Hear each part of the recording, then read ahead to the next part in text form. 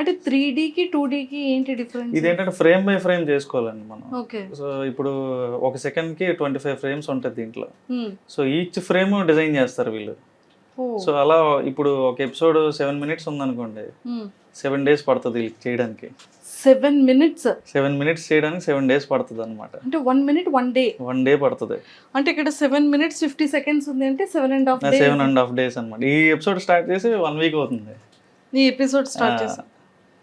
Okay. So అలా డీటెయిల్డ్గా frame by frame ప్రతి క్యారెక్టర్ని అంటే ప్రతి అవయవం వీళ్ళు యానిమేట్ చేయాలన్నమాట.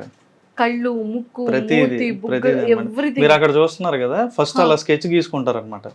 ఓకే. సో అది స్టోరీ బోర్డ్ అంటారు దీన్ని. సో అక్కడ దుర్గా అది ప్లే చేయి స్టోరీ బోర్డు. సో అది రిమోట్ కార్ అనే ఎపిసోడ్లో స్టోరీ బోర్డ్ అనమాట.